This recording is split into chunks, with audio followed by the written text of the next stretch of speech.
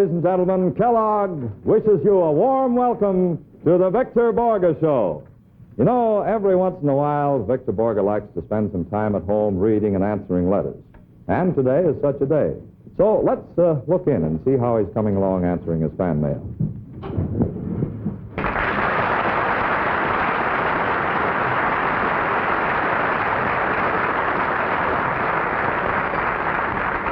Well, Miss Williams, what is the next one? Oh, here's one. Thank you. Well, here's from a listener that says, I love to listen to you play the piano. When I hear you play, I am in seventh heaven. Well, you are the greatest pianist in the world. No one is even close to you. Well, please excuse my handwriting, as I have written this letter with the blunt end of a teaspoon. Where I am, they won't let me use anything sharp. The letter is signed Napoleon. Well, next one. Oh. That is, anyway, a fan who is crazy about me. Dear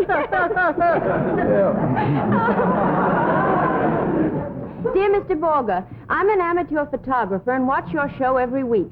I decided to take a picture of you while you were on television. So right at this moment, I'm at home and have my camera all set up to snap your picture. Will you please stand up so I can get a better picture of you? Well, I might... Will you please hold one hand inside your jacket? No, try standing with one hand on your hip. No, turn your head a little more. That's it. Now smile. Hold it. There we are. You can sit down now. Thank you. Ask him to send me a dozen of those pictures. P.S. I thought you'd say that. That will be $20 apiece. Okay, forget about it. Next. Dear Mr. Borge, I understand you're Danish. Now that you're in America, do they still use the expression, there's something rotten in Denmark? Next.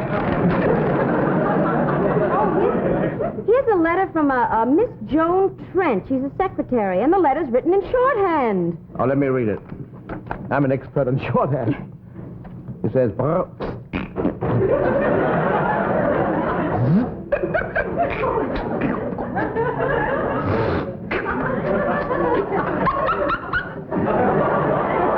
take the answer. Dear Miss...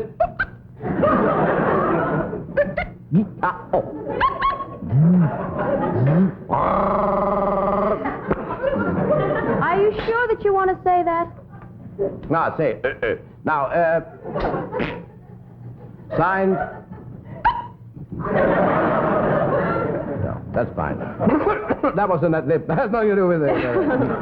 Next. Dear Mr. Borge, I've been watching your show, and after a few weeks, I went out and bought a 20-inch screen. Well. And put the screen right in front of my television set. Thank you very much. That's enough.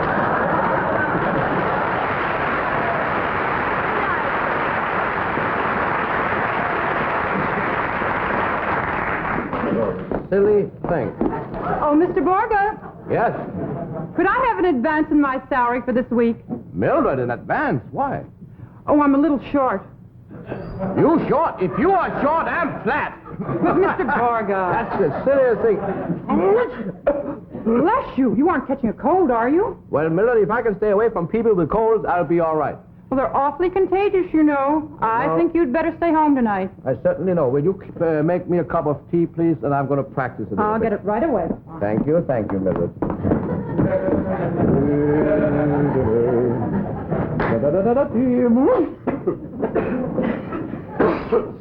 Spring cold says so much.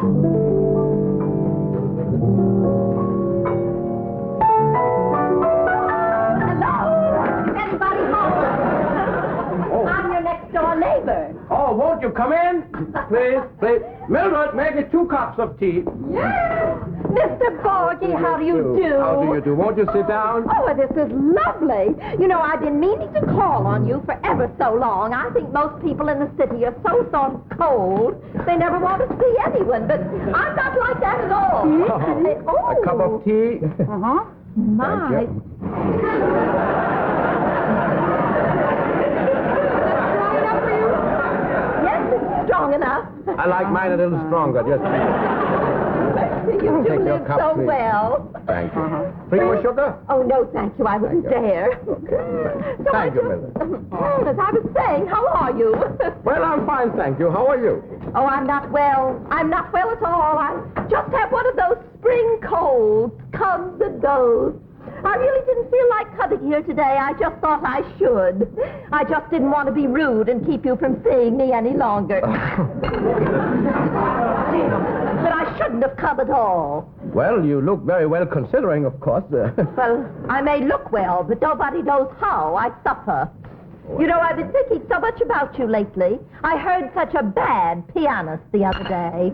And I've just been wanting to... I'm sorry, There's something in this room that I'm allergic to. At any rate, I just wanted to ask you how your health was. Well, thank you. Up till a few minutes ago, it was perfectly all right. Well, you see, we never know, Mr. Borge. None of us have any idea in the world when we'll come down to the...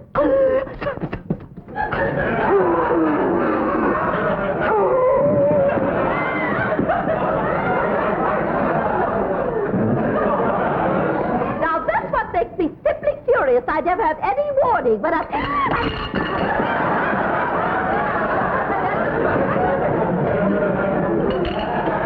Now, you take my husband. He's away on one of his trips. Why doesn't he take you with him? Well, he wanted me to go, but I said I felt I'd feel better off without him, and he said yes, he liked to be at home. He didn't want anything to happen to me. He's so sweet. He said he could look all over the world, and he'd never find another little...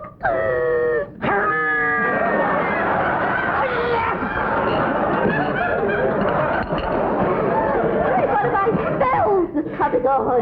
Oh, are those dangerous? Oh, no, they're not dangerous. I just sort of stretch out the floor and stiffen. Oh, Mildred! I think I better go. I really don't feel like staying any longer. Oh, I've had such a jolly time. It was awfully nice of you to come and see me. Oh, it's Come again sometime. Thank you, and take care of yourself, won't you? There's so many people ill this year.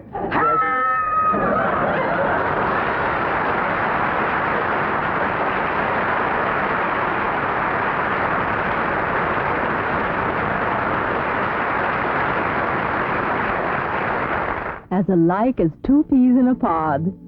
Well, not quite, because some mornings they want entirely different cereals for breakfast. So Mother, being practical, puts Kellogg's variety pack on the table.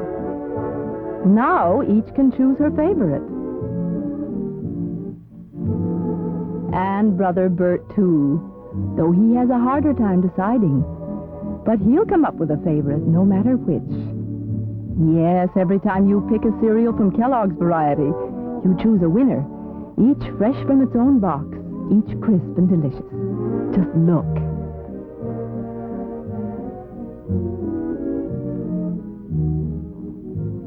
And in this assortment, every cereal is such a favorite, there are never any boxes left over. Put Kellogg's variety on your breakfast table. See if breakfast isn't more fun and more nourishing with Kellogg's variety pack. All the Viennese composers, probably the most revered by music lovers of all nations, is Johann Strauss. And among Strauss's compositions, one of his best remembered is his Tales of the Vienna Woods. When I hear it, I can almost see the beautiful Viennese countryside, the rustic simplicity of the ancient trees, quaint little bridges over the tinkling streams, the sweet chattering of the birds, perched high among the leafy foliage. I can see Johann Strauss strolling through the Eden of old Europe, fashioning his melody, which we now know as the Tales of the Vienna Woods.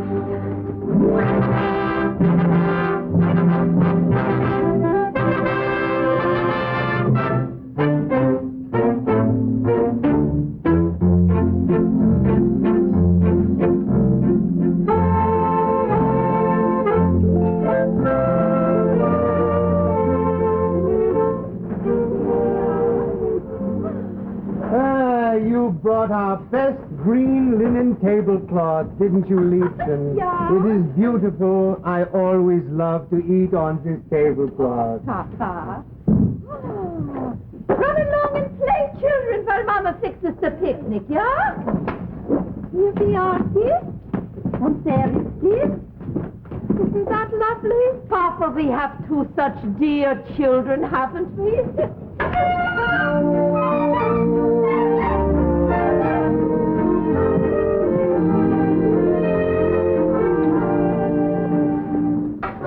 What have you for lunch today, Otto?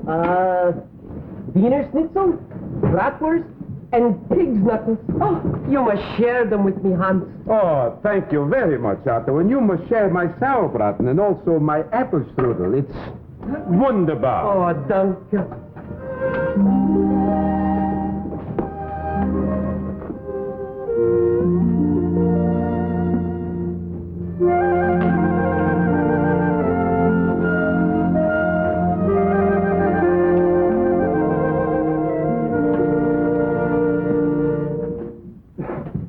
Gertrude, Yeah, Herman. isn't it lovely in the park today? The sun is shining, the breeze is blowing through the trees, and the birds are singing their happy song. Yeah, Herman.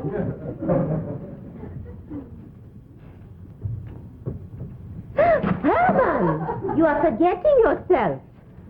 Forgive me, Gertrude. You are so beautiful I was carried away. Gertrude, I love you more than life itself. When can we announce our betrothal? Well, you know I cannot answer that, Herman. You must speak to my mama and my papa and obtain their consent. But must we wait? I have a steady position. I am well able to take care of you. Let's elope. An elopement? How romantic.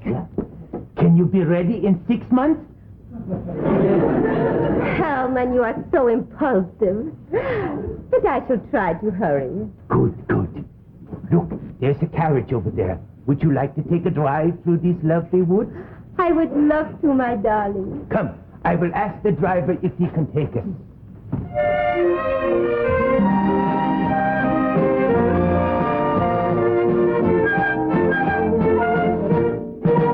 Cabby, would you take my lady and me for a drive in your carriage through this lovely wood? Who wouldn't? For two young lovers, I will take you anywhere. Come.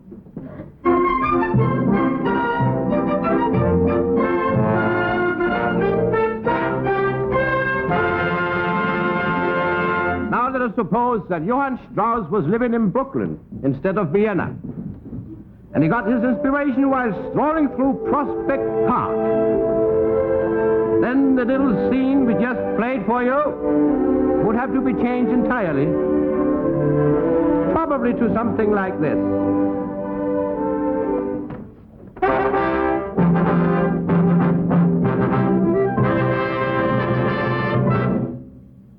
I'll take the boy now! Oh, yes, I will! I don't mind. I just want to get anywhere. Those kids running all around. I can't do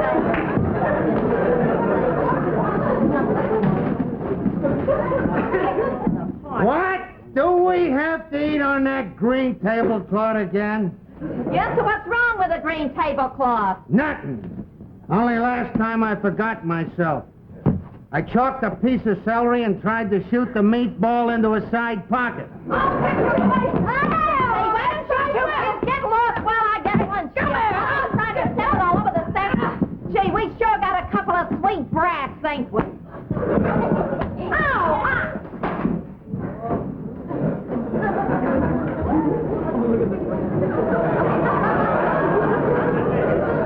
I'm on a diet. I'm cutting down to one sandwich. Yeah, you've got an awful lot of willpower. What's in your sandwich today? Oh, meatballs, lamb chops, corned beef and cabbage, rhubarb, lettuce and tomato, veal cutlet, and 2 Alka-Seltzer tablets. What do you got in your sandwich? A roast pork, halibut stewed rabbit, bread, chicken in the pot. What's this? A can of Van Camp's pork and beans.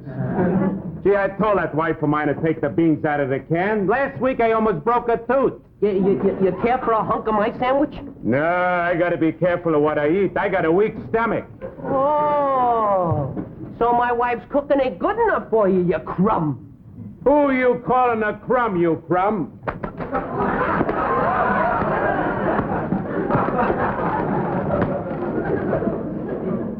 Let's park it here.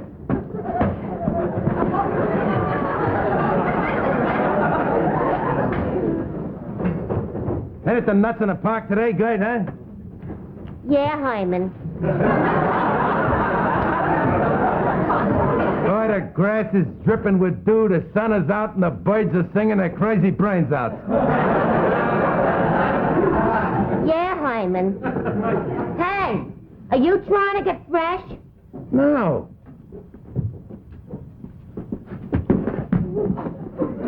You know, Gert, that's what I like about you. You ain't got no inhibitions. Hey, when are we gonna get married? Listen, you're gonna ask me old man or me old lady? I already talked to your old man. I can't find your old lady. Where is she? Me mother? Yeah. She's wrestling tonight at the garden. Well, we all gotta go sometime. Hey, why can't we get married right away? I got a steady job. Yeah, but how do you know it'll last? Gert, there'll always be ash cans. Come on, what do you say? Let's elope. Right now? Certainly. Listen, a girl's gotta have some time. Gee, I ain't even had a chance to go out and shop for my torso. Look, Gert, you can shop for your torso after we're married. Come on, let's go. Go where, hey? Down to the city hall and get hitched. There's a cab over there. Come on. All right.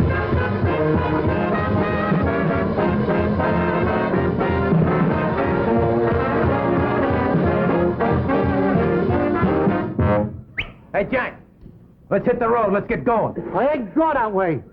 Look, you gotta take us. We're going downtown to get married. My cab's facing the other way.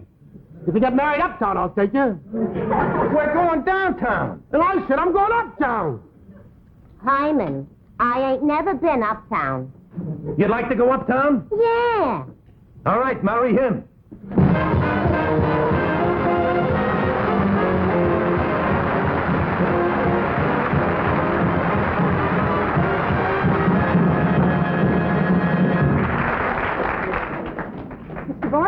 Mr. Borge, wake up.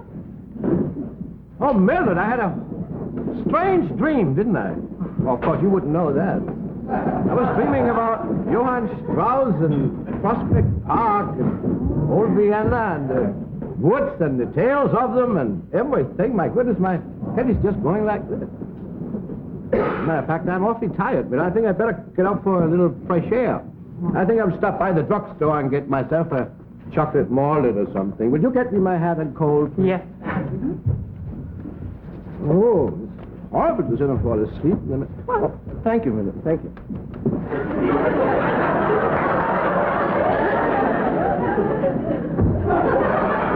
Thank you very much. I shall see you a little later. Bye-bye. Bye-bye. Bye-bye. That drugstore's always so crowded. I do hope he finds a seat.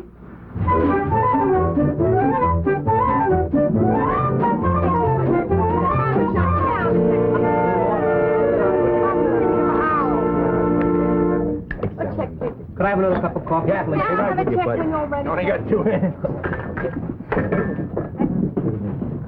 Check, please. All right, would you, lady? Thank you very much. Check. Yeah, I gotta go. I'm sorry. Yeah, what you have, cheese? Have a chocolate Now I have a check, please. check. Yes. Have a chocolate malted. All you do is a lot of things. Chocolate malted. Right there. Chocolate ice cream. Oh, Check, please. Have it the right way. Well, how have you been? I haven't seen you so far in a long time. ages, I know. My gosh. Have you ever been to the office lately? No, it's awful. Is it really? Have a chocolate malted. Chocolate malted. Oh, my heavens. I'll do it for you sometime. Thank you. Thank you very much. Thanks a lot. Nice guy, A little eh? while. Help me Large coat. I'd like a ham on rye, please. I want to get some. Only got 2 hands. Cup of coffee. Sugar, thank you very much. Have a chocolate bar. Adelaide, for heaven's sakes, remember me. It's nice to see you. Oh, yeah. Honey, you don't mind moving, do you? Now, that's No, I don't. Thanks an awful lot. Oh, I know. Well, Have a chocolate marlin, please. Chocolate marlin, please. Oh, I'm glad. Honey, let me have a Chocolate marlin. Oh, I don't Did know. you have your sandwich? No, I went for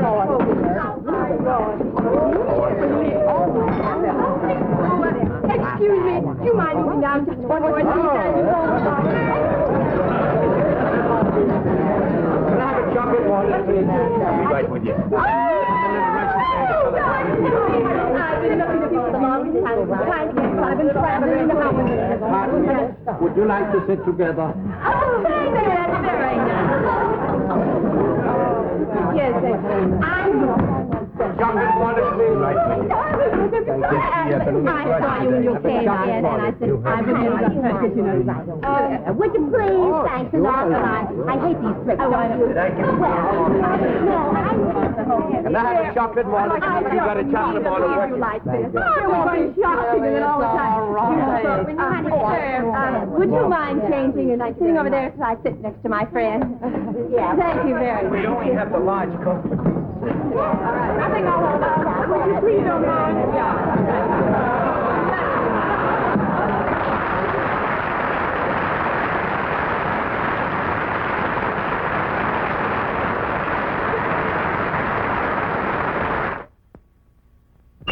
Holy smoke, look at the time. And Dad's supposed to make the 8:22.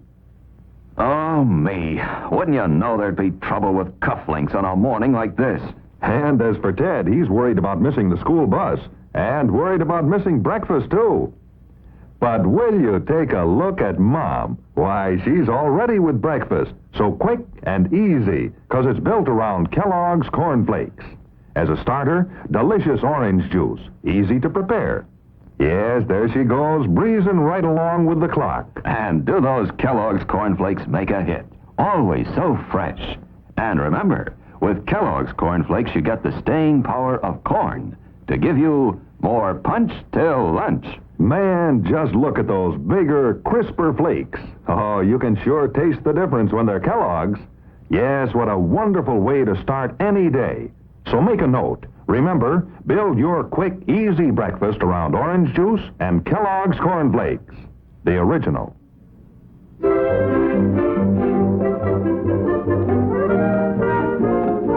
Of all the modern French composers, Claude Debussy was probably the most influential. His piano music is very typical of his genius. No composer has given the pianist more new and valuable things. It is with much pleasure that we present Victor Borge playing Debussy's lovely Clair de Lune.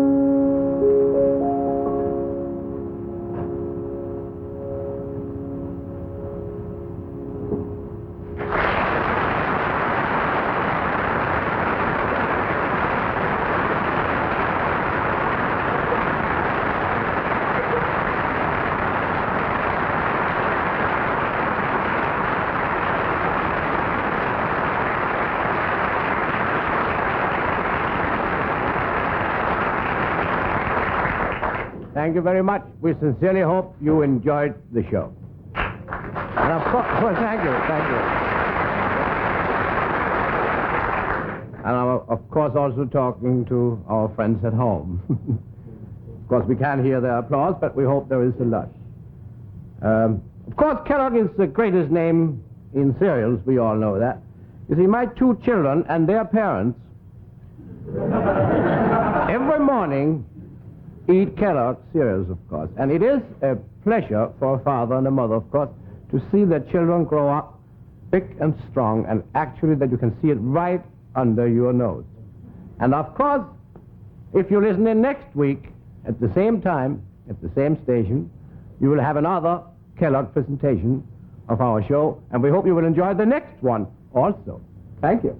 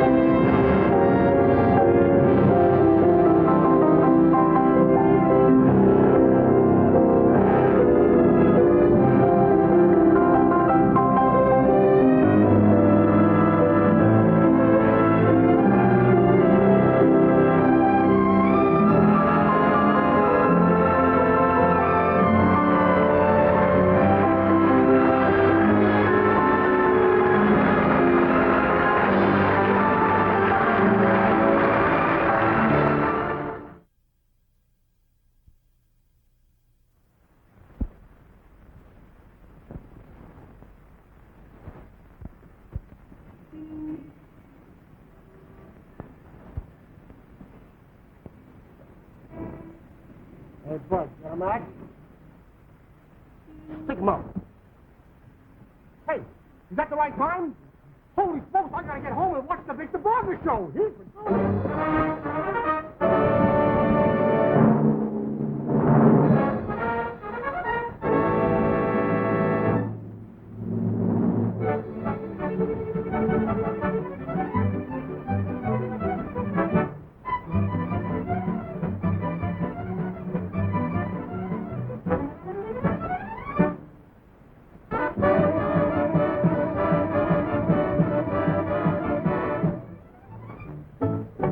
Good evening, ladies and gentlemen. Kellogg welcomes you to the Victor Borge Show. A few of the men in the orchestra are having anniversaries of one sort or another today, and Victor Borge has decided to give them the night off. Of course, he has to replace them. I think we'll find him now in his television studio auditioning new talent. Okay.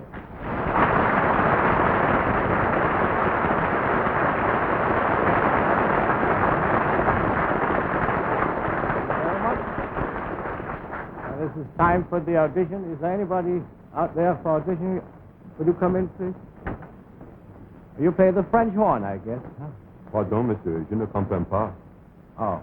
Well, this is the French horn, isn't it? Oui. Well, we need a French horn player. Would you kindly play a few something? Oui.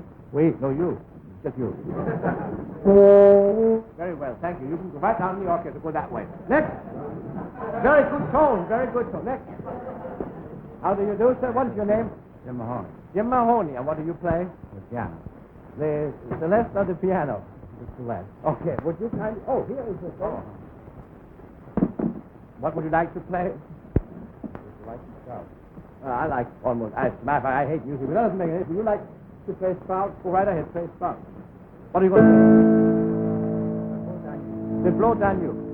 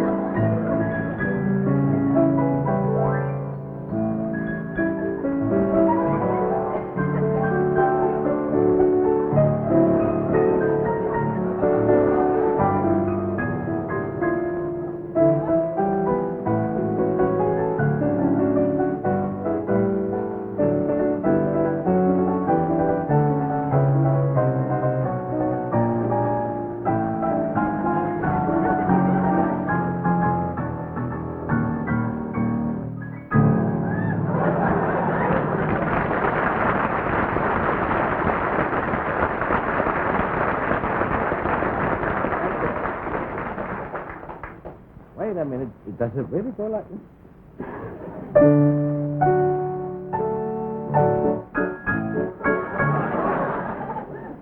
Yeah, for a minute I thought he was all wrong. But who is next? Ah, monsieur. How do you do? And what is your name? Herman Hyde. Herman Hyde, and you play the fiddle, huh? Yes. What are you going to play for us? Anything you like. Well, anything you want to play. I don't care. I hate music. How about the Flight of the Bumblebee? Yeah, how about it? Go right ahead. Or Boys, the Flight of the Bumblebee. Bumblebee.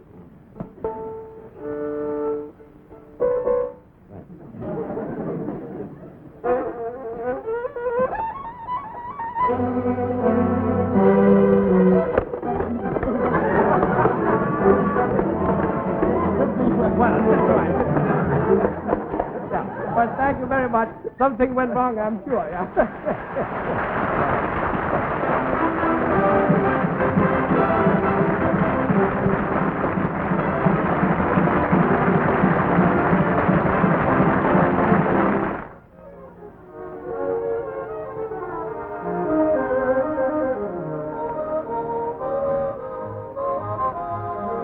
There it is. Kellogg's Variety. The assortment that brings you all your favorite cereals. Kellogg cereals. Uh-oh, what's this? A night raid on the kitchen? Caught in the act. And they've found what they're after. Kellogg's Variety Pack. A dish of Kellogg cereal. Light yet nourishing. That's it. It's Kellogg's cornflakes for Dad. So big and crisp and fresh. While Sis chooses Pep, the build-up wheat cereal. Sure tastes good any time of day. Like the next morning, for instance, Saturday. The sun's up and so's Mom. Wants to get an early start. She's choosing Kellogg's shredded wheat. A quick, nourishing dish to build her breakfast around. It's all so easy with Kellogg's Variety Package. And because each and every cereal is such a favorite, there are never any leftovers. So treat your family to Kellogg's Variety Pack, the assortment that brings the world's favorite cereals to your table.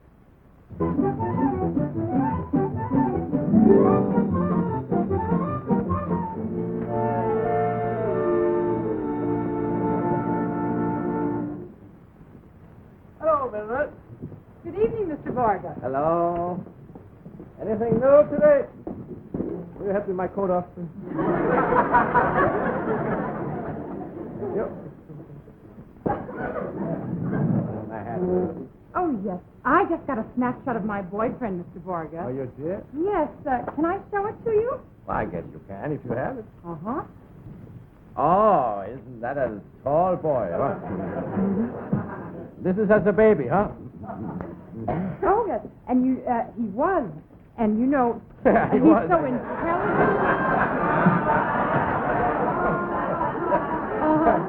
Yeah, You know- he's intelligent also, huh? Oh, yes, he's so intelligent. Yeah, I can Everything see he that. says goes right over my head. Oh, Miller, that's the trick of the week. Uh-huh. Oh, and he's Yeah. so fine and upstanding. He's the kind of boy I can look up to. Must be pretty tall, huh? Uh-huh. Yeah. It seems that everything goes wrong. You know, the fiddle player that came in at the audition, you know, he was supposed to play the fiddle, and a little bee come out, you know. That was very funny. But the little bee didn't come up.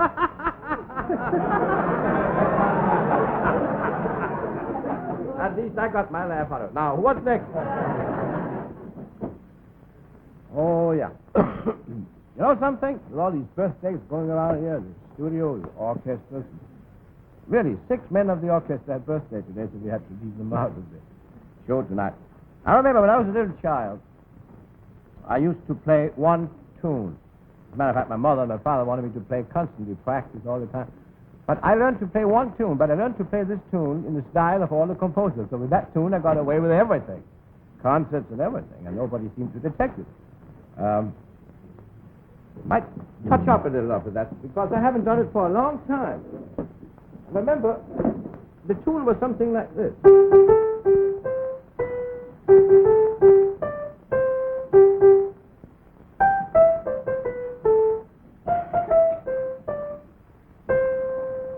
That is the tune. Now, I should like to play it in various styles. For instance, the way Tchaikovsky would have composed the same theme. Peter Idiot Tchaikovsky.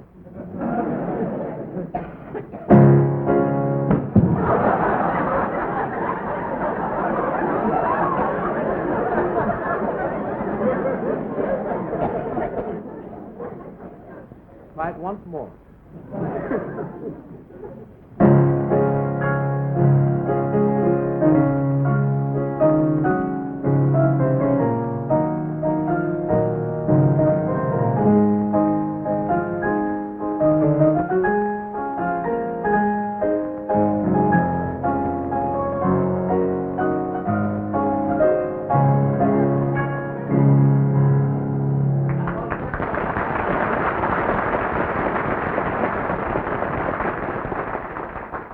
Like we have an audience at home tonight here.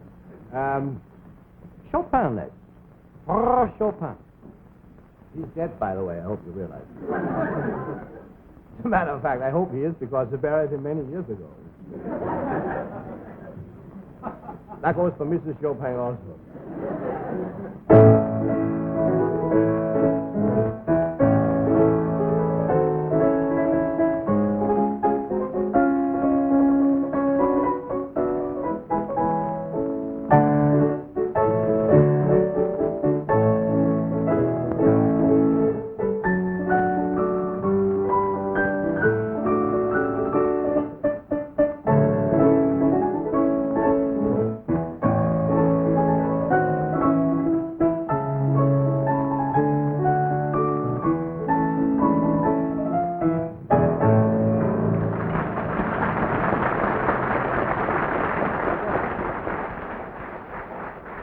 Brahms. Joey Brahms.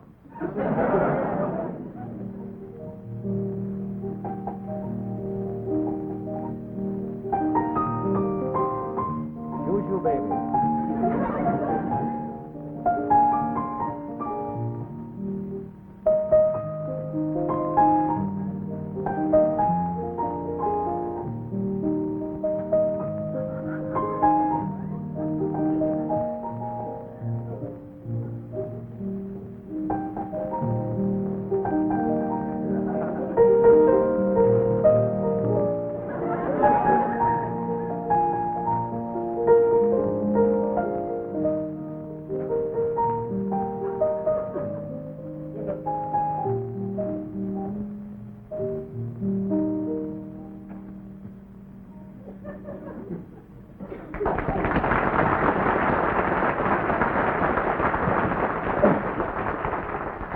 Next, Wagner, Richard Wagner, or as we call him in the United States, Dick Wagner,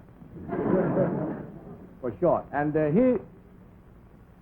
is from his famous opera, Die Gewölben gerunden, from den Geschlagen, mit dem Achten, mit falschen Schnarchen, mit den Ausgiften. The second act.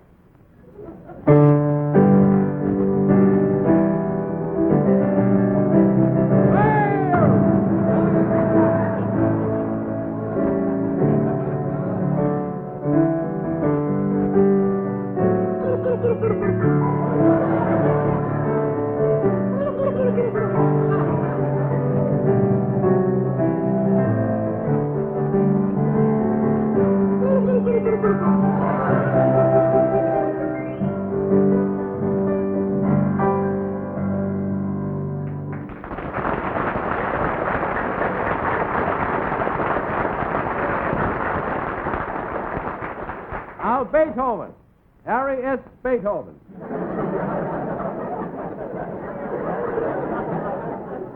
From the operetta, Harry and Bess. This is a very quiet number, and the management has asked me to tell you there will be no dancing during this particular number.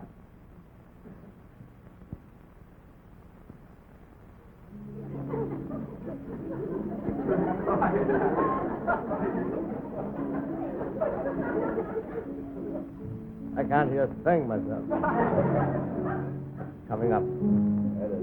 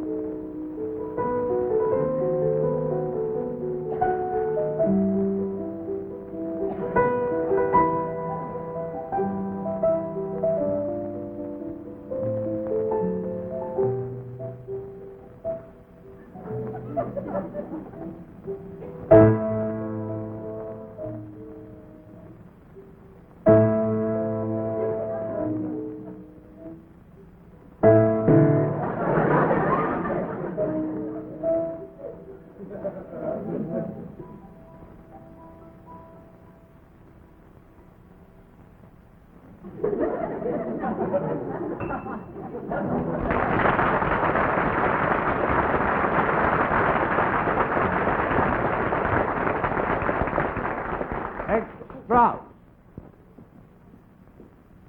Johann Sebastian Strauss.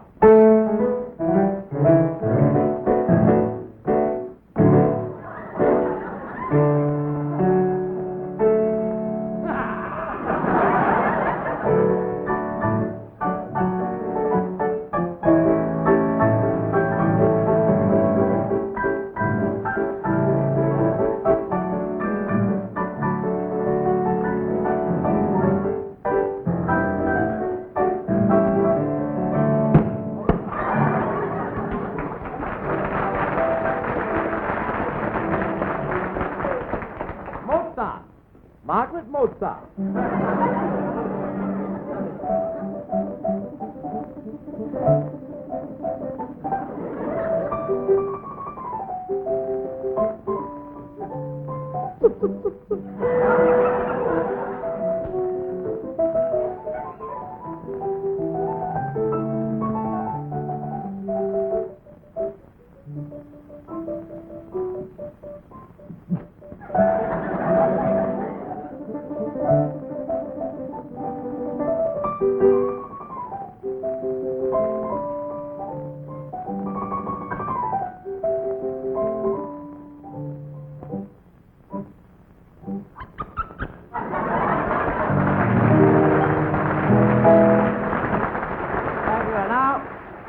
A little Irving Berlin.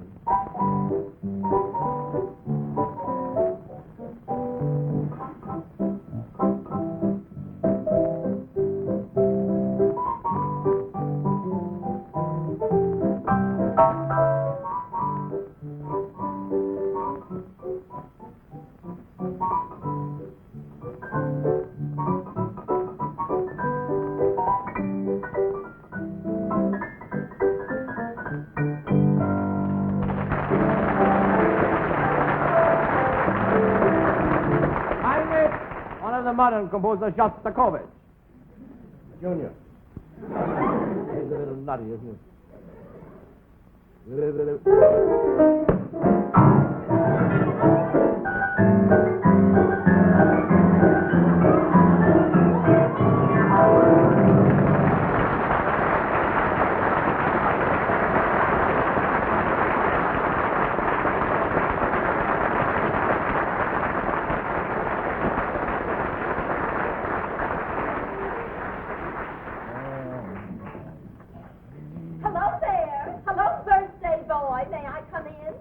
Oh, my neighbor, please come in. Come right in. Come right in. Oh, Mr. Borge. How do you do?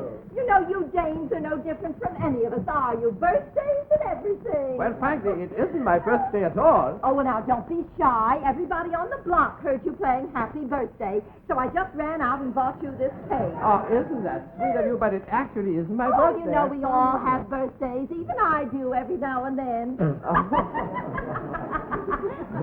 I'll just set the cake right down here. Would you like to sit down yourself a little? Oh, maybe for a short... You're so pleasant, Mr. Borge. That's it for a You know, short I while. like you, no matter what anyone says. I certainly do. Oh, let's have a real party and light the cake. Isn't this fun? A real celebration? Yes, oh, I is. think it's so exciting.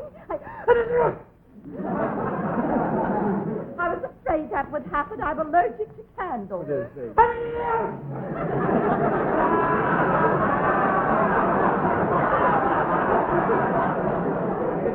Please, once more, please. I don't want to just let you do that. Yeah. Oh, I'm so embarrassed. Terribly Well, sorry. it's for my next year's Oh, birthday. these dreadful allergies. I don't know. I just seem to be allergic to everything. Certain books, for instance. Do you read, Mr. Borge? Oh, yes, I read quite a lot. I knew it. I knew you were clever. Well, as I was saying, there's certain books and authors like Proust, for instance. Proust just kills me. I can't read a line of Proust. There's just something about... See what I mean? And musicians, they're just as bad. My husband is crazy about Tchaikovsky.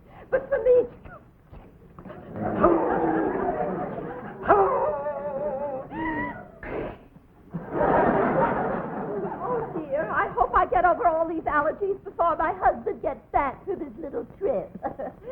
How long has your husband been away? 4 years. Why does your husband stay away so long? Well, he thought... Oh, I'm afraid.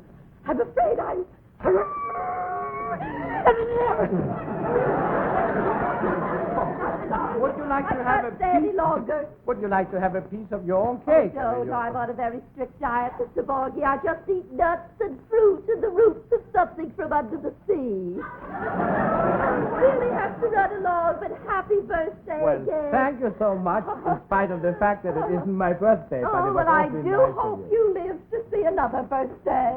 Well, But that's take very care of kind yourself, of you. won't you? There's so many germs flying around. There's certainly...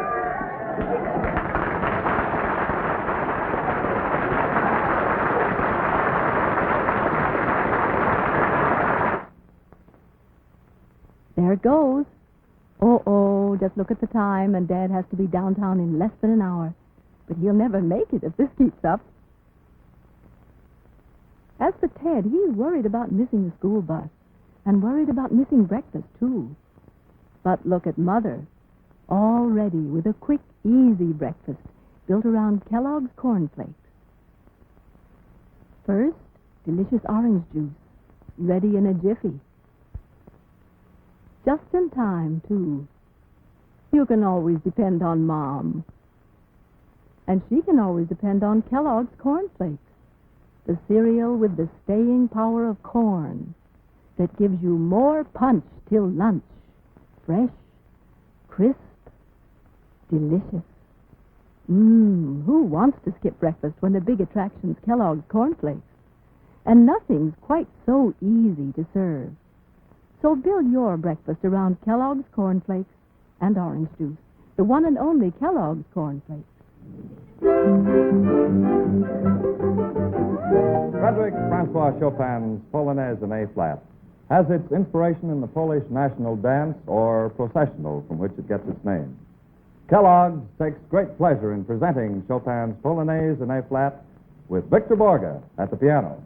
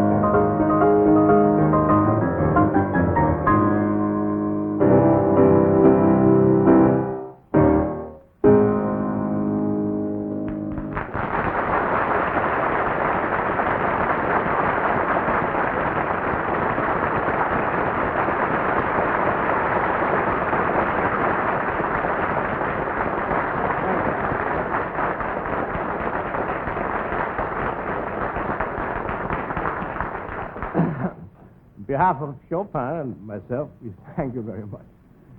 And this, I guess, is the time to say good night to everybody. Good night for Kellogg. Good night for me. And I guess I'll be with you again next week. And I hope that those good Kellogg cereals will be with you every day until then. Right? Right. Good night.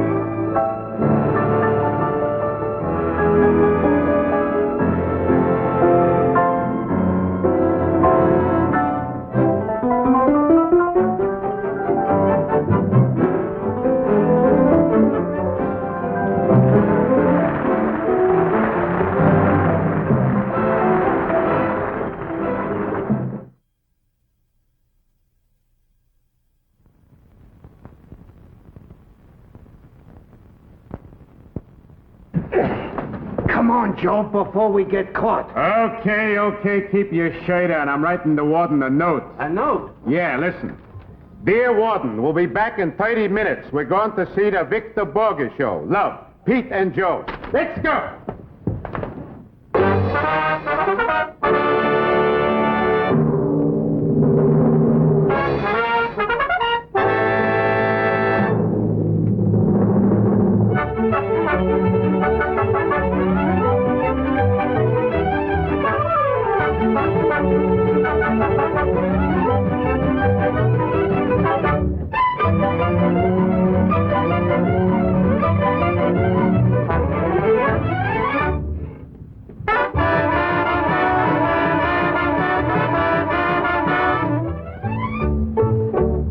Good evening, ladies and gentlemen. Kellogg's take pleasure in welcoming you to the Victor Borge Show.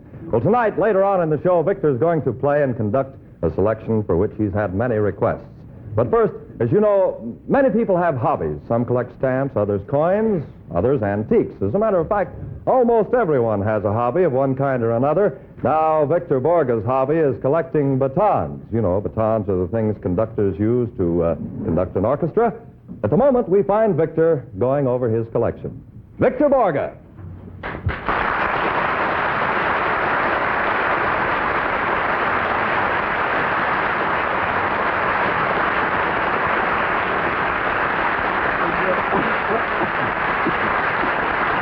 Thank you very much. Thank you. Please don't overdo it yet. I explained to you a couple of weeks ago the importance of the various instruments in the orchestra, such as the fiddle, the trombones, the bass fiddle, and so on and so forth.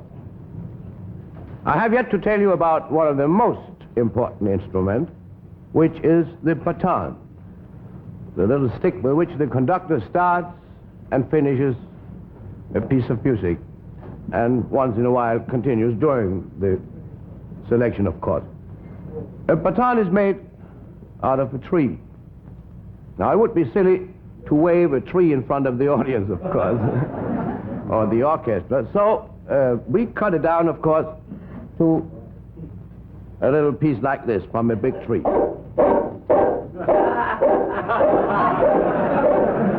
Okay, Doc, here it is. See, it always works.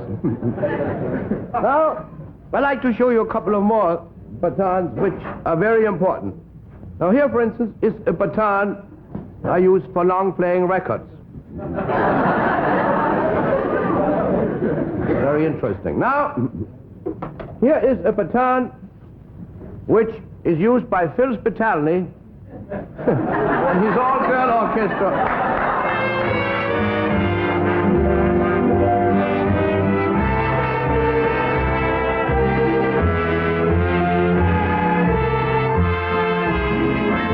Thank you very much. Next, I have a baton that we use for outdoors concerts in the summertime. And the baton looks like this.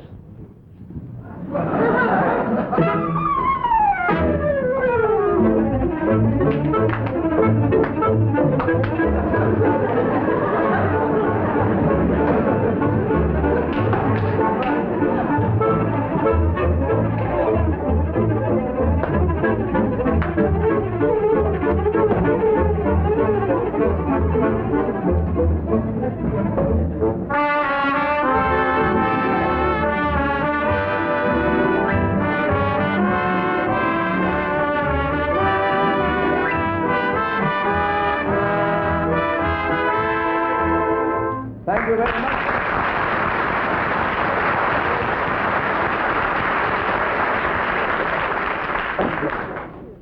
Now, the most important thing, of course, for the orchestra, when they follow the orchestra leader, is to begin a piece of music all together. That is very important. It is almost as important as a race, that the horses start at the same time. Now, in order to start the orchestra right, I have constructed a baton that looks like this. And in order to be safe, I have two batons like this. I have also constructed a little musical number, which is the first time you will hear this kind of number. It is for baton and orchestra alone. We will play it for you now. Ready?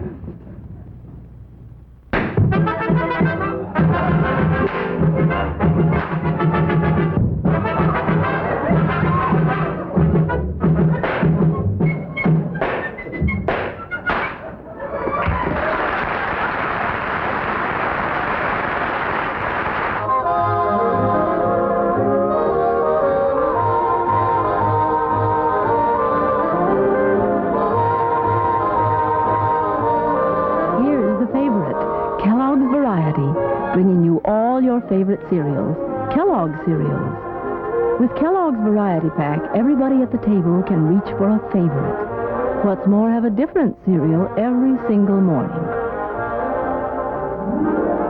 Now, let's see, what's Dad going to have? Well, this morning, it's Rice Krispies, fresh and crisp from their individual box. And young Bobby chose Pep, topped with sliced bananas. No wonder he looks so happy. Mom, too, she couldn't be more pleased, because Kellogg's Variety makes breakfast fun for everyone and so easy, too. And with every cereal such a favorite, she's never caught with any leftover boxes. You see, unless the cereal's mighty popular, it just doesn't get into Kellogg's Variety. You'll find out when you buy Kellogg's Variety Pack.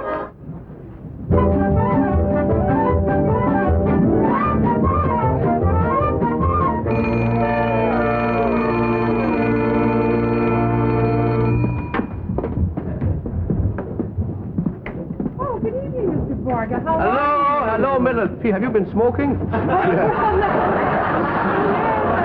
a different brand here. Don't smoke those pipes anymore. Oh, would you help me my coat off, Miller, please? Thank you. Thanks, Miller. Oh, Mr. Borge. Now, take my hat off. Mr. Borge. Yes, Miller. If it isn't too much trouble, can I have the evening off? Well, I guess you can. Oh, thank you so much. You know what? My boyfriend Harvey is coming to call for me. And he wants to meet you very much. I've told him so much about you. And he still wants to meet me, huh? Uh-huh. Well, I guess you can have your night off. Fine, thank you. Okay, Miller.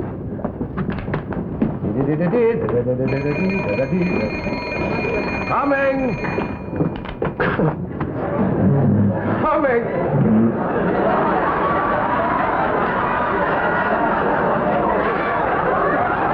Smoke here.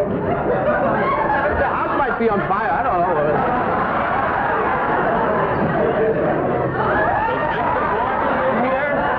Does Victor Borge live here? Oh, you must be Mildred's boyfriend, Harvey. How did you know? Well, I guess it was a wild guess, I would say. Say, may I help you your coat off, Harvey? Can I? Oh, thank you. Thank you. Won't you sit down, Harvey?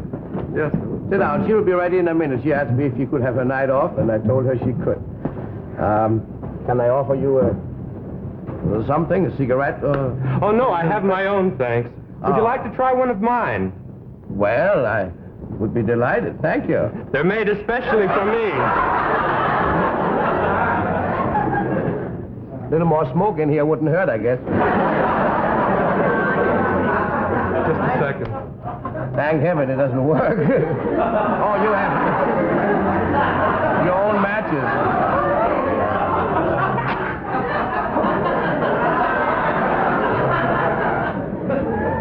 Thank you. It's a wonderful smoke, isn't it, Mr. Borge? I don't know. The smoke hasn't reached my mouth yet.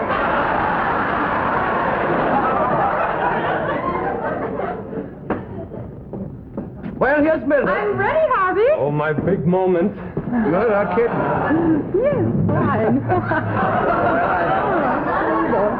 It's the first time you've been up on that chair, Mildred. Yes? Yeah. Oh. Well, I hope your kids will have a good time tonight.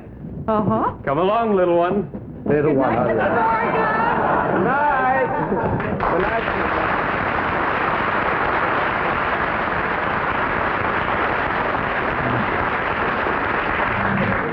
Well, those kids will never grow up.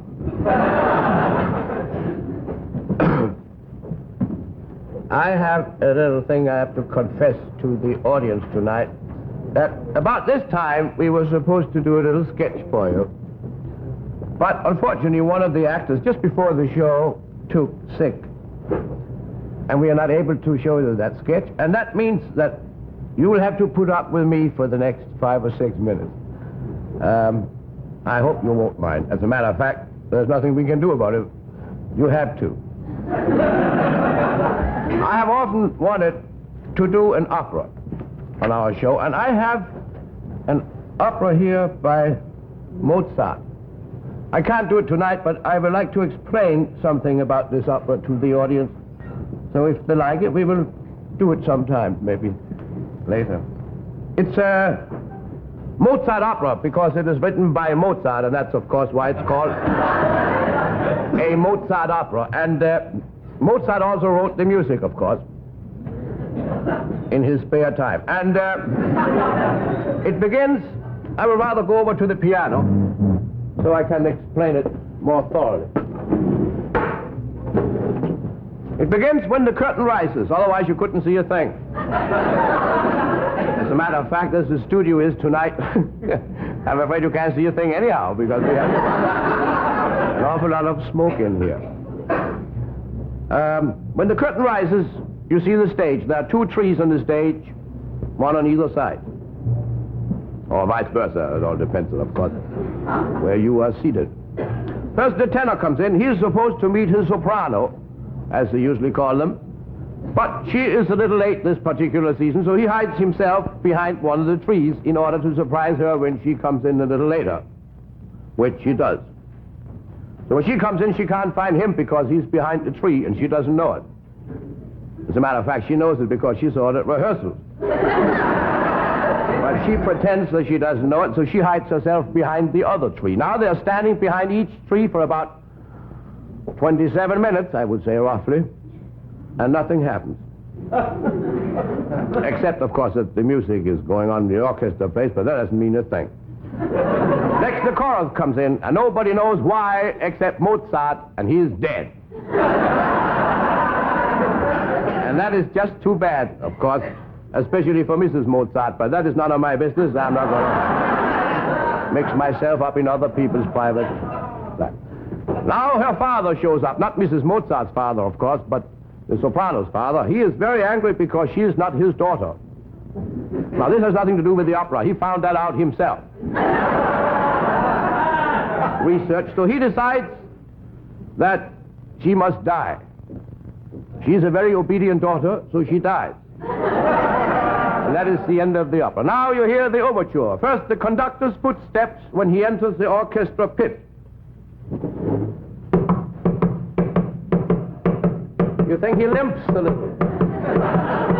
He walks sideways. It's a very narrow pit. Here's the overture.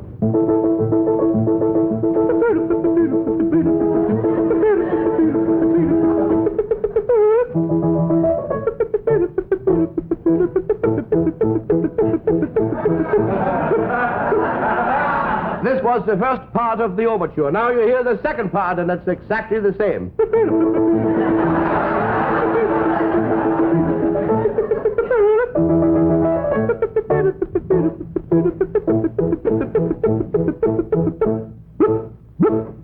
This little blip is an extra blip we have in case we should run short of blips, but that has never happened, so we have a lot of blips left over. Now the curtain rises, and the tenor comes in. He's a little tall fellow. He comes in a single file from the left.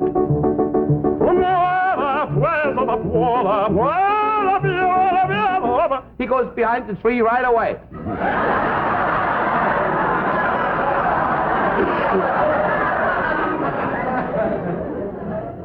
Now the leading lady comes in. She is supposed to fill the part of the soprano. She not only fills it, she overflows it a little bit. She's a very big soprano. She's what we call a messy soprano. She comes in backwards, but nobody notices the difference anyhow.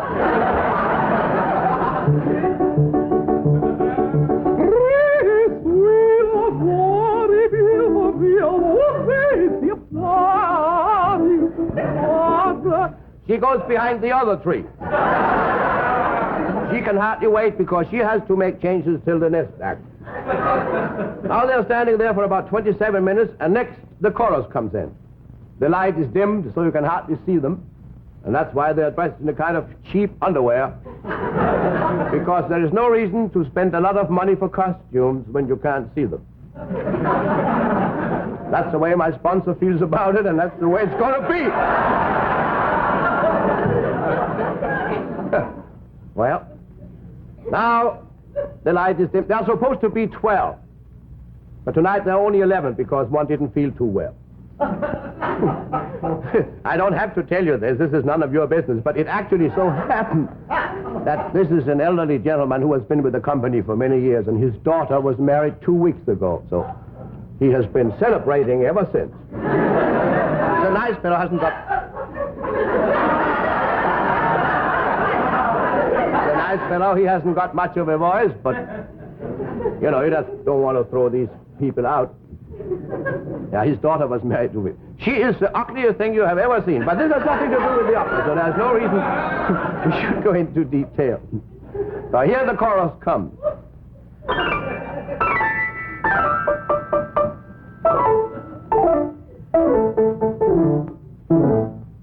Now they fool around a little there in the dark. They can't see anything on the stage. So after a little while, they decide to walk out again.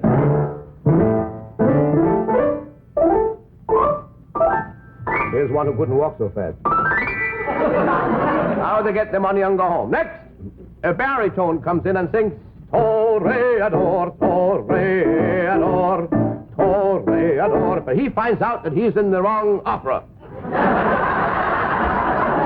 He disappears. Next, the father comes in, the Il Basso.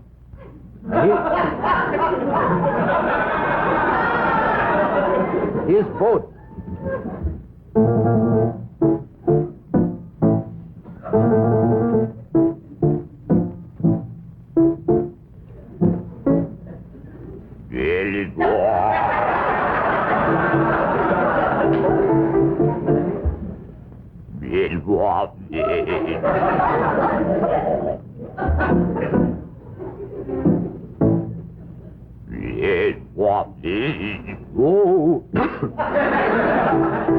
Well, how low can a man get? Next!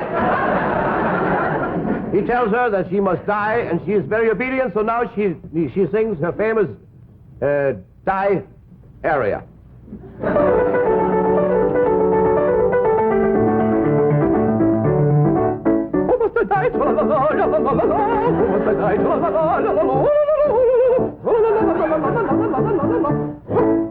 And now she dies by stabbing herself between the two big trees there on the stage.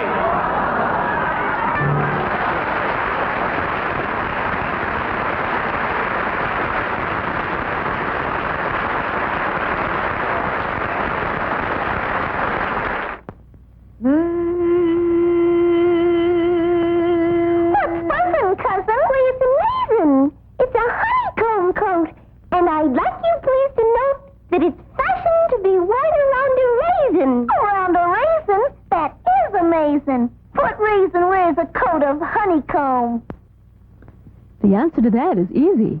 Only the raisins in Kellogg's Raisin Bran. Yes, each raisin has its own honeycomb coat to keep it plump and juicy, all mixed with crisp, nut-sweet bran flakes. There you have it. Fruit and flakes in one box. Delicious, nourishing. Kellogg's honeycomb-coated raisins, plus the good whole-grain nourishment of wheat and bran. So when you're shopping, always say Kellogg's before you say Raisin Bran.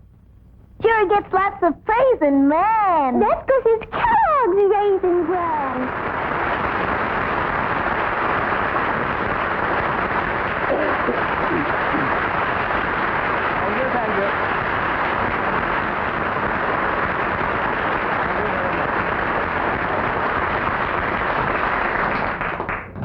Thank you again very much. I don't think you hurt me.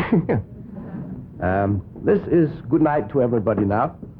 And good night from Kellogg, and good night from myself. I hope you'll say good morning to your family with those good Kellogg cereals every single day. So until I see you again next week, don't forget now, Kellogg's, the greatest name in cereals. Good night.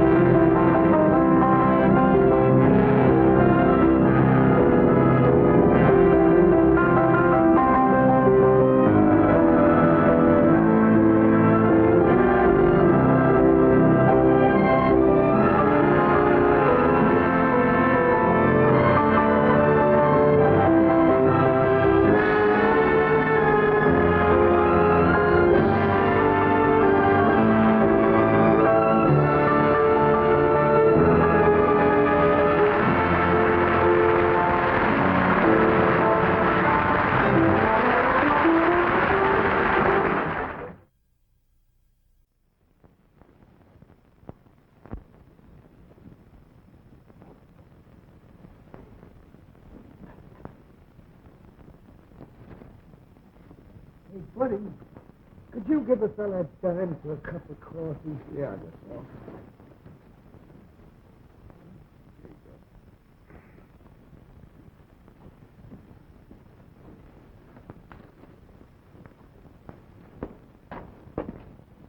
Hey, buddy, could you spare a fella $259? $259 for what? I want to buy a television set. I want to watch the Victor Borge Show. Well, that's...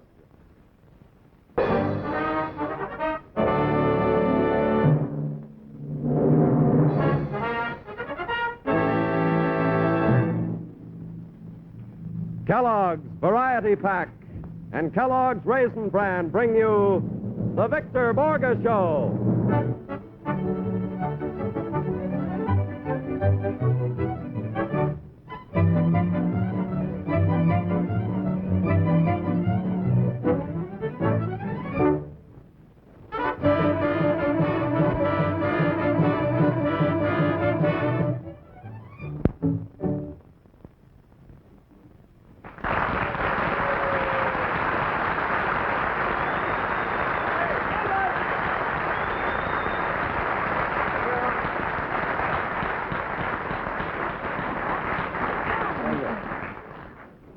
You can leave now because I'm a little busy tonight. I have to prepare myself for some recordings I'm doing tomorrow. It's very inconvenient to have an audience, of course, because I have to practice, but I can't help it. The time for it, so that's the way it is.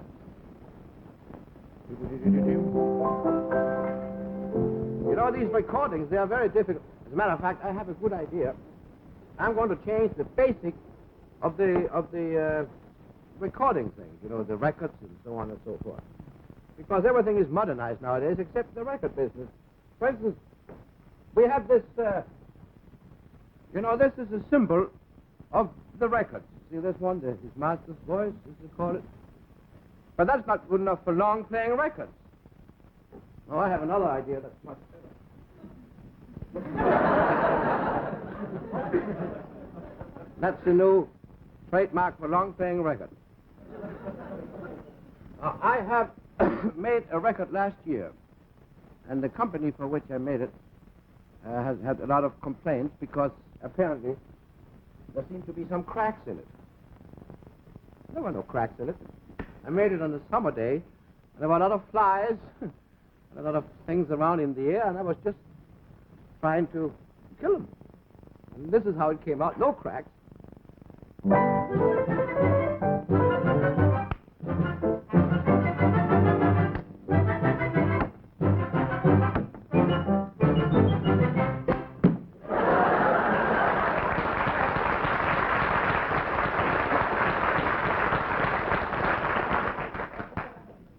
Now, with the modern instruments we have nowadays, I have an idea for a record that doesn't have to be turned, you know.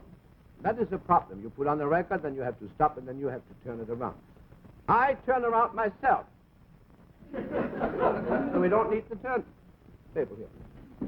I'm going to show you how this works.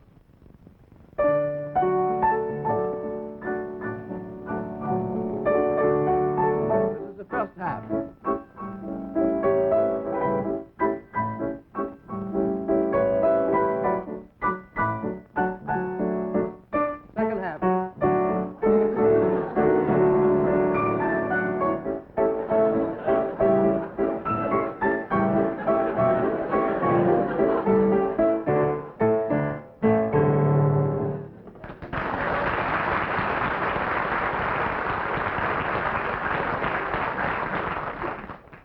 Now, people have a lot of trouble with the instruments. Sometimes they don't turn well. They turn too fast or they turn too slow.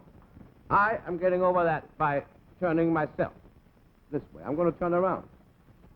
So we don't have to have these turntables anymore. I'm going to give you an example of how I would play, for instance, the Minuet in G on a self-turning record by Beethoven.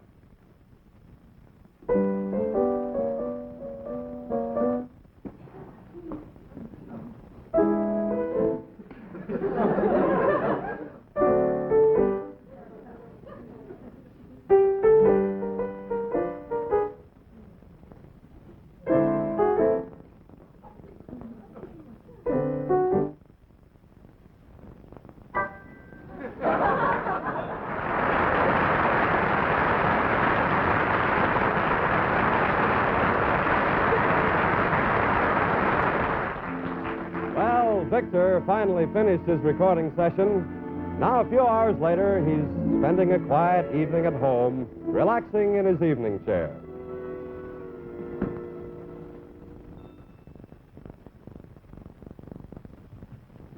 Modern magazines.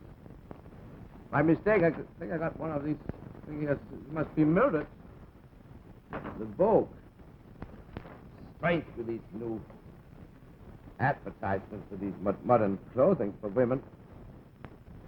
I'd like to read one to you here. The way they describe women's clothes. This new dress of plaid rayon taffeta with pushed-up sleeves and high turnover color has the yoke across the front with brass buttons big as quarters, I guess it is, which are surrounded with a handful of jet sequins applicated on with tiny hand stitching of gold lame thread. The sleeves are slashed down the center, and when the arms are raised, the silhouette changes from cocoon to butterfly. It has a feminine scooped-out neckline and an ascot that is held in place with clusters of bright red midget carnations and touched off by velvet streamers, which tie on and need only be pushed back when you want to smoke, drink, or put on lipstick. What women like about this dress is its sheer simplicity. Well, of course, it could go on. Oh, Mr. Borge, I have some wonderful news. I just got this letter. It's from my mother and father. I'll send it in for a landing. They just arrived from the country. They're coming over to see me today. Oh, isn't it wonderful? marvelous? Sure, sure. I could jump for joy, Mr. Borge. Don't jump too high, you might hit the ceiling. My parents are such sweet people, Mr. Borge. Oh, I guess, yeah, they're almost like your mother and father, huh? Well, I hope you don't mind their coming here. Oh, not at all. I'll be very happy to meet them. Here's your letter. Thank you, Mr. Borge. Fine. Mother and father, yes, that reminds me of my own little childhood. Say, I bought some of these things here the other day. These are wonderful. Supposed to clean the... Call them sight savers. Should be very good.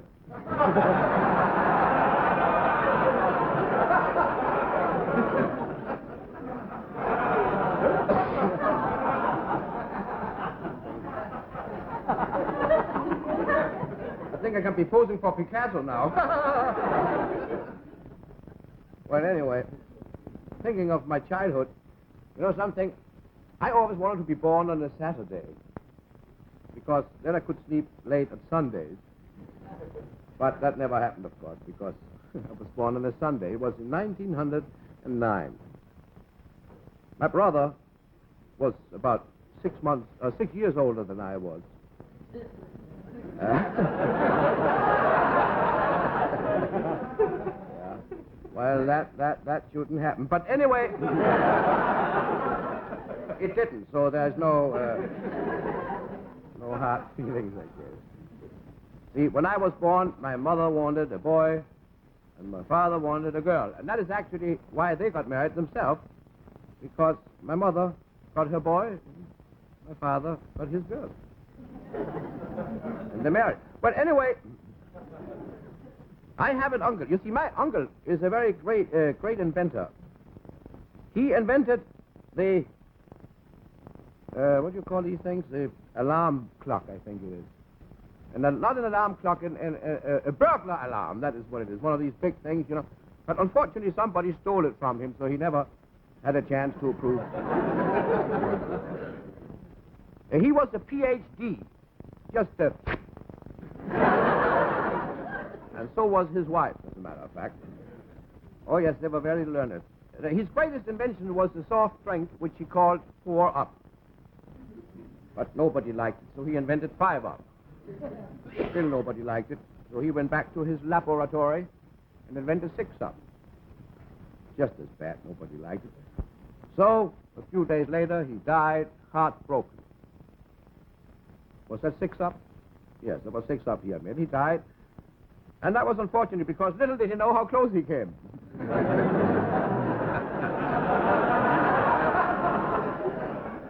I might have skipped one, but I guess you get the idea of it. I remember one day my father came home, and he found me in the living room in front of a roaring fire, which made him very angry because we didn't have a fireplace. And here I sat, and here he stood. My father pointed at me. He said, Borge. He didn't know my first name. He pointed. I was sitting over here, but he pointed with his left. See, my father was left-handed, but we had a mirror on that wall over there, so I could see that he was pointing at me. My father... He said, Borge, I'm ashamed of you, he said. When I was your age, I was 17. Well, you see, in my father's family, we had a little trouble. My father was all right, but his two brothers, my uncles, were, as a matter of fact, they were crazy, I might as well. Come to think of it, about 2 weeks ago tonight, we celebrated my uncle's 104th birthday, and I think it is quite an accomplishment in times like ours. 104th birthday. Unfortunately, he wasn't present himself because he died when he was 39. But he was the one who went crazy. And my grandmother used to say that he went crazy because he never got the woman he loved. And that's a lot of nonsense because his brother went crazy also, and he got her. Yeah, those were the days. There's no question about it. Oh, Miller, this bell. Mom and Dad, how wonderful to see you and My little girl. Well, my goodness. Oh, Mildred. Hello, Mildred. My goodness. Have you a kiss for your father? I sure have. My goodness.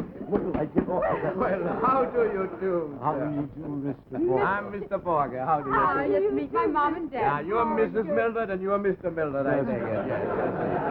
Mr. Borge, Mildred has told us so much about you. Oh, I'm happy to hear that. She's a very lovely girl, Mildred. I'm very happy with her. You know Mildred is our one and only. Oh, That's right. When Mildred was born, we were wishing we had twins, you know? Well, you almost got your wish, didn't you?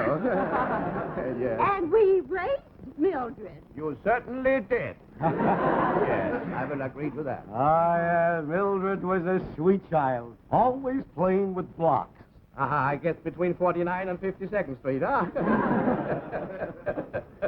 Yeah. I beg your pardon, Mrs. Mildred. It seems like only yesterday when Mildred was just a little girl. She's gone a long way since, hasn't she? I'll never forget the time she put on her first high heels. And you haven't seen her since. Yes, I can imagine. Oh, Mildred, before I forget. Yes. Before I forget, your Aunt Tilly and your Aunt Sarah sent their regards. What was that? Your Aunt Tilly and Aunt Sarah sent their regards. Oh, yes, thank you, Dad. Yes, you're quite Well, Mom and Dad, you must be tired after your long trip. Wouldn't you like to come to my room? Oh, that would be wonderful. I'll see you later, then. Yes, Come with I'll see me you now. later. Yes, right along. We'll go right along, right in.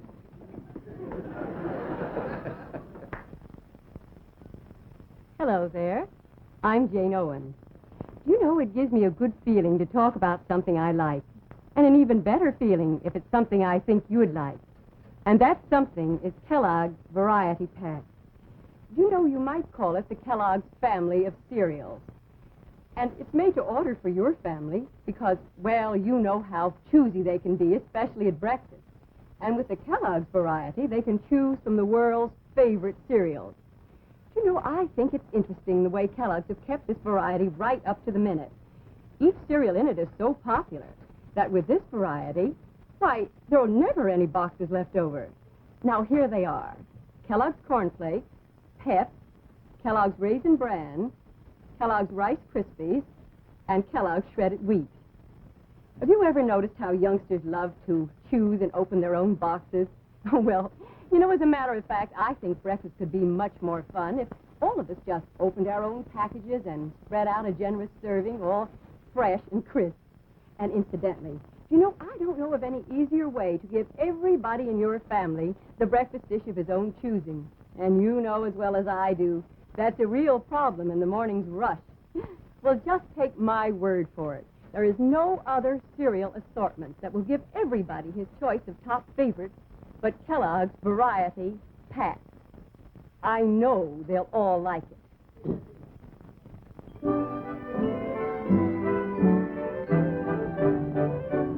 Has anybody ever invited you to their house so many times that you finally had to go, much as you didn't want to? Well, one of Victor's neighbors, Hildegard Halliday, has been after him for weeks to come to one of her get-togethers, as she calls them. Victor dreads it, but he's finally going to go through with it. Incidentally, he's asked Mildred to call him so he can have an excuse to get away from the party early. Victor is in for a surprise. So, you know what, with one thing or another, I just simply told my husband I couldn't think of going. I refuse to fly, you know. And oh, it takes so long by mule pack. I don't blame you. I hate mule pack myself. Traveling in Africa is just getting impossible. I'm glad to be staying home this year. No, Hildegard, you were certainly fortunate in finding this apartment. Oh, you certainly were. I've been looking for a year. Oh, well, it was just one of those lucky things, you know. And do you know, this apartment is in the same building as Mr. Victor Borge. As a matter of fact, I've invited him over this afternoon. I do hope he can come. Oh, I do, too. I'm dying to meet him. This apartment has such an interesting layout. All those plates on the wall. Oh, yes, the plates. I must tell you about them. They're so interesting. You know, all of these plates and that tea set we're using, they were sent to me by my husband from Africa. He buys them from an old witch doctor. You know, they're just like any other plate, except that every time anyone tells a lie, one of the plates falls off the wall. Well, the whole thing's just fascinating. Isn't it? I think so, too. It's a... Oh, that must be Mr. Borge. Oh, dear. On guard, girls.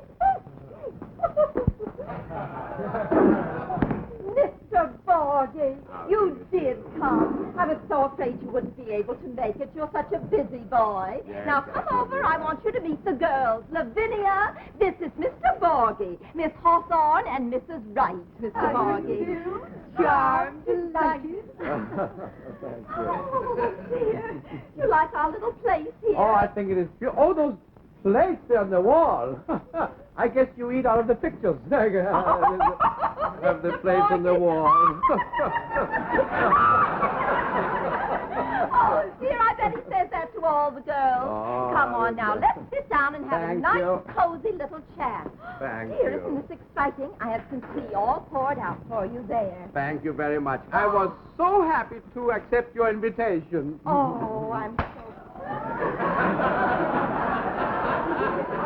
Well, I'm awfully sorry that my husband couldn't be here to meet you, Mr. Borge. Well, isn't your husband in town? No, he's away on one of his little trips. Africa. Oh, Well, yes. I wanted to go away with him, but I just couldn't do it. I'm so terribly allergic to the water buffalo. Oh. And the tsetse fly. You know, I still remember when we were married. We had such a long engagement, but that was mostly due to Papa. Papa didn't want me to leave home. He said he knew he'd never find another little girl like me. I bet And you my would, husband yeah. agreed with him 100%. Oh, yes, that lucky man. I wish I had been that lucky. Oh.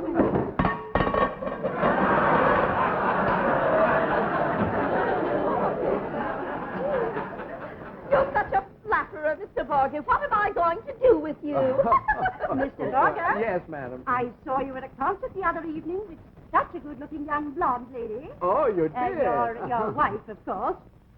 No, it wasn't my wife. It was my niece. How nice. Yes, it was very nice. Not many uncles would be bothered with their nieces. Well, see, we Danes, we stick together. The families must stick together because Denmark is a rather small country, you see. It's kind of may I ask you, do you live in New York, Miss or Mrs.? Mrs. Mr. Borge. She's married. Oh, would I be delighted to meet your husband, Mrs. Mr. Borge, do let's talk shop. You know, I'm simply crazy about your television activity. Oh. Tell me now, who is the sponsor of your show? Oh, you don't know? Kellogg, the greatest name is cereals, of course. The greatest cereals on earth. Of course. I'm such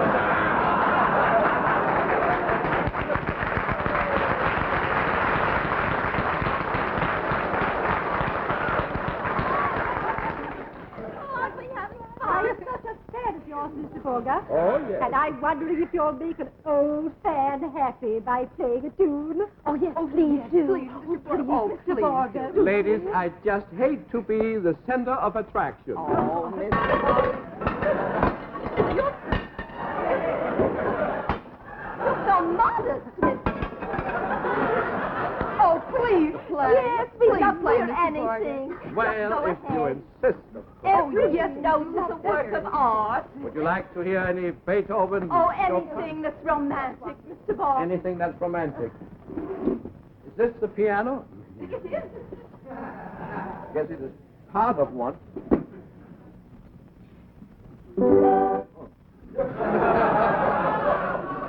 A short number.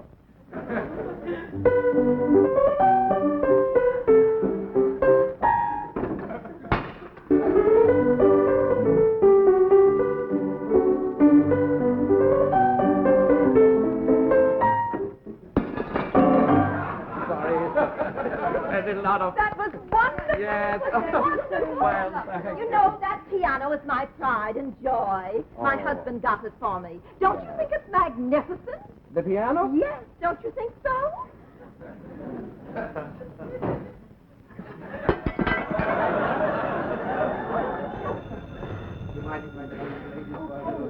Hello? Oh, yes. Yes, he is. Well, just hold on a moment. I'll call him. Mr. Borge? Mr. Borge, Yes. it's for you. Oh, I couldn't imagine. Excuse me, ladies. Excuse me. Hello? Hello, Mr. Borge. This is Mildred. Oh, hello, hello, George. This isn't George, Mr. Borge. This is Mildred. Oh, my goodness, did you really break that arm? That is horrible. And the leg. My goodness, I have to rush over to the hospital immediately, about, George. Mr. Borge. Nothing's happened. You told me to call. Oh, I'm awfully sorry. Your friend broke his leg also, but I shall be at the hospital immediately. Goodbye, goodbye, George.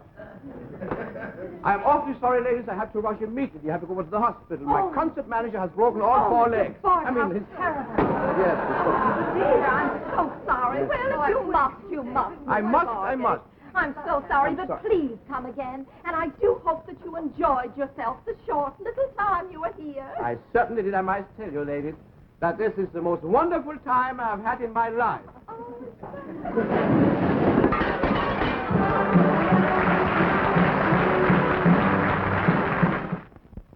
Hello again.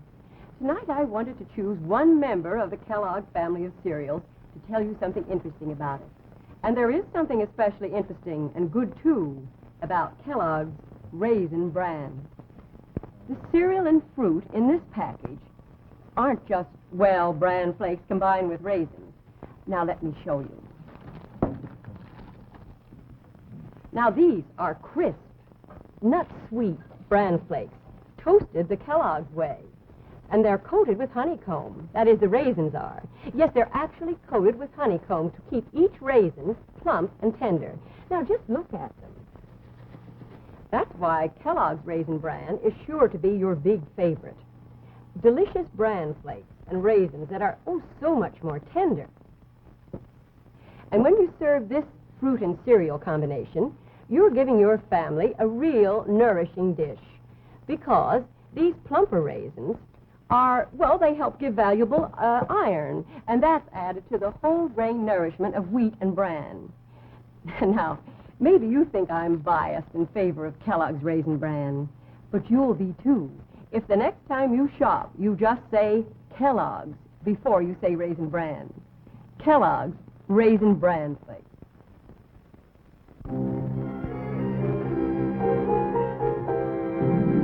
Ernesto Lacuna is probably the most famous of Cuba's contemporary pianists and composers. Born of unmusical parents, he, his four brothers, and two sisters were very accomplished musicians. Kellogg's takes great pleasure in presenting the Malagueña, Ernesto Lacuna's great folk dance.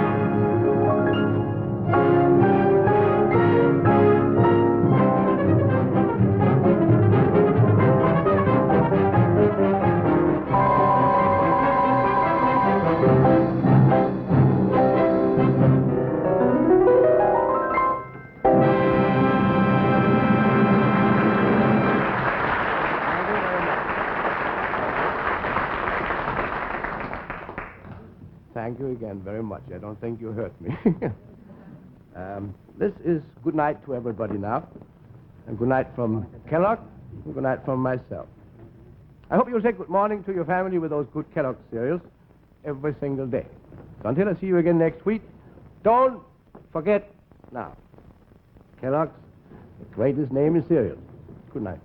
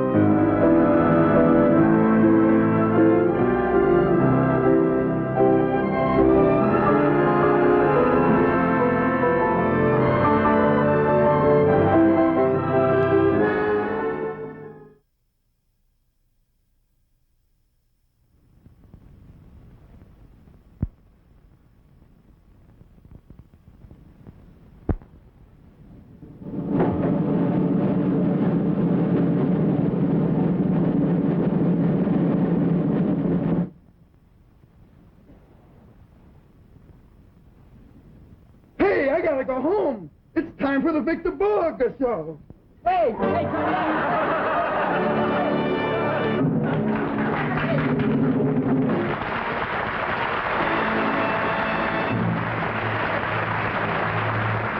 Kellogg's Variety Pack and Kellogg's Shredded Wheat bring you the Victor Borge Show.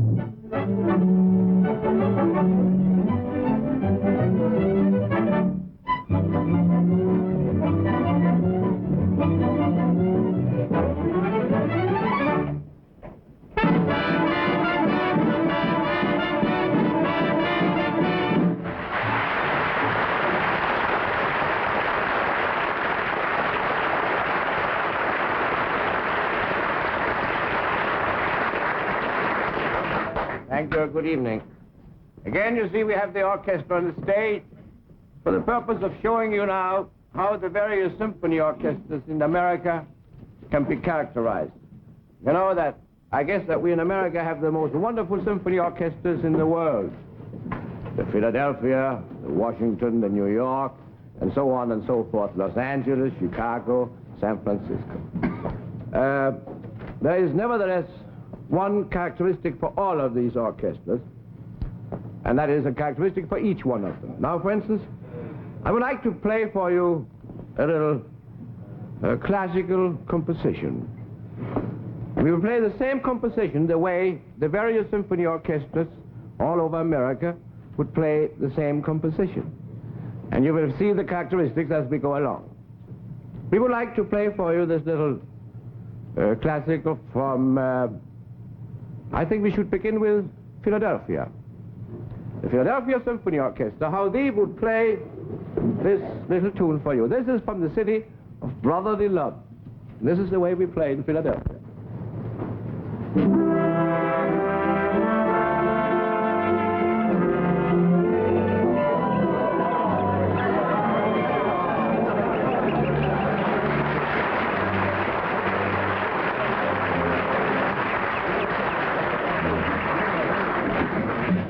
Thank you, gentlemen. That was beautiful. Now we take you to Washington with the National Symphony Orchestra and how we play in Washington, the same tune.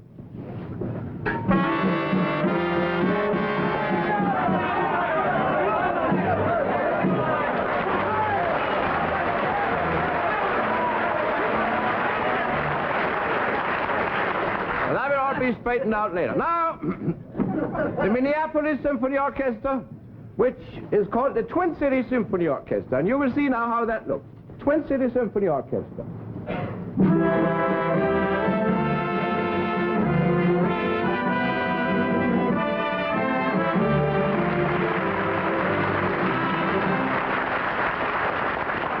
We now take you to Louisville, Kentucky, for the Louisville Symphony Orchestra.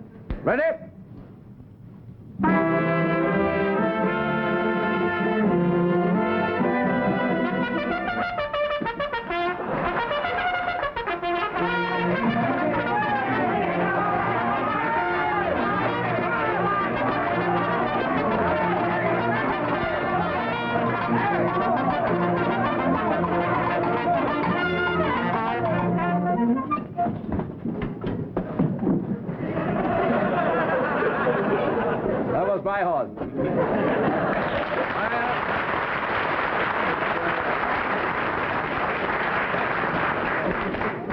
Now we take you to Chicago, which is also called the Windy City, the Chicago Symphony Orchestra.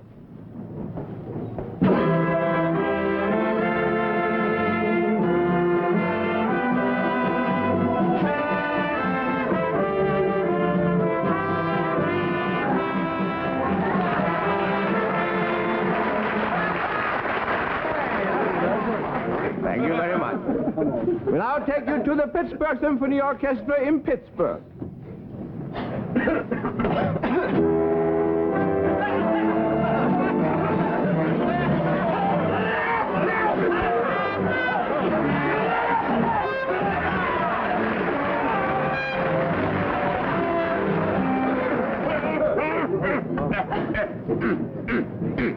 We'll now take you to the capital of the world for the automobiles, in Detroit.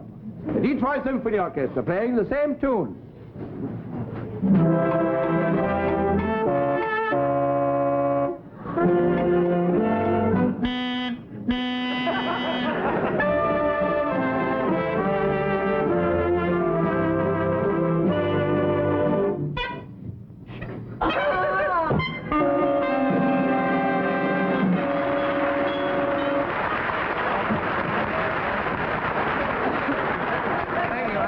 Some of the horns didn't work. We'll get...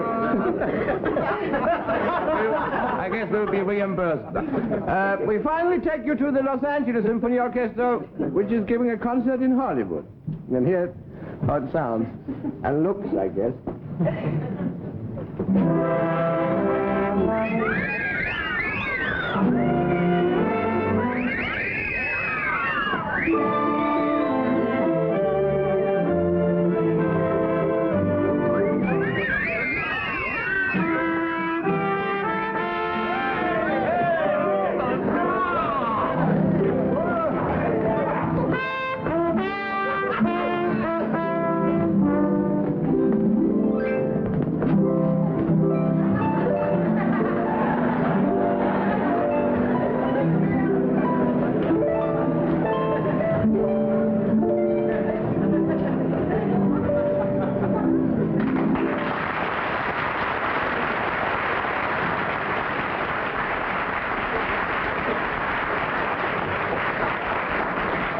And now, we'd like to introduce a charming lady I think you'd like to meet, Miss Adele Ronson.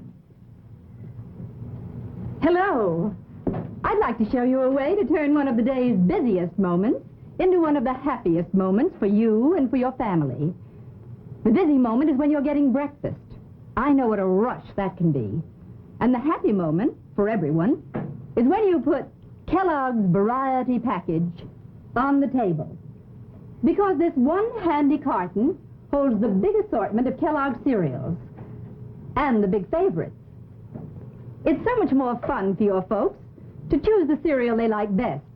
And it's so much easier for you. They can open a different package every morning and pour themselves a generous serving all crisp and fresh. And there's real news about the lineup of cereals you get. A bigger, better than ever lineup. Look. Now there are 3 packages of cornflakes, the greatest favorite of all. And there's Pep, shredded wheat, Raisin Bran, Rice Krispies. All such big favorites that if your family's like mine, there won't be a single box left over. I know you're going to feel, just as I do, that there isn't anything quite like having this package on your breakfast table.